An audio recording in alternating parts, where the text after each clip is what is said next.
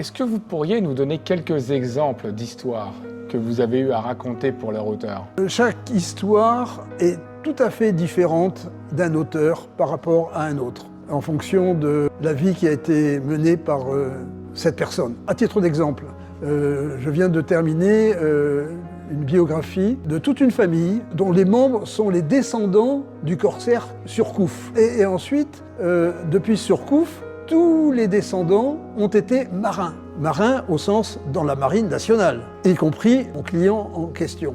Et donc, de pouvoir raconter toute cette histoire, à la fois pour ensuite leurs fils et leurs petits-fils et les descendants, c'est une mine extraordinaire de prise de conscience d'où l'on vient et qui l'on est en quelque sorte. Oui, alors il y a une autre histoire, par exemple, c'est un président d'une collectivité territoriale dont je tairai le nom ici, pour qui j'ai fait la biographie et qui est un monsieur absolument remarquable, est allé à l'école en ayant comme seul diplôme le certificat d'études primaires. Et à partir de là, il est devenu maire de sa commune, puis ça s'est étendu. Il a eu une vie politique extrêmement intéressante puisqu'elle a participé à la modification de la Constitution française avec les ministres du gouvernement de l'époque. Et par conséquent, lui voulait absolument laisser une trace de tout ce qu'il a fait, qui ont modifié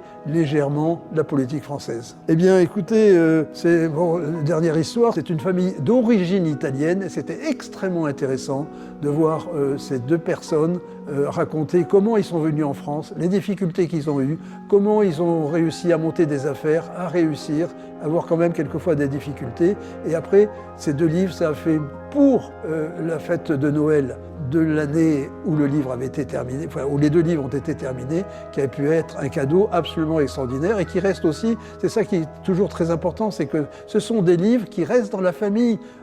C'est pas jeté, ça reste, et les enfants, petits-enfants les ont aussi en héritage et vont connaître ce qui s'est passé de leurs aïeux. Merci Daniel, c'est passionnant, il y a plein d'histoires à raconter de toutes sortes, donc on vous suivra sur mabiographie.info.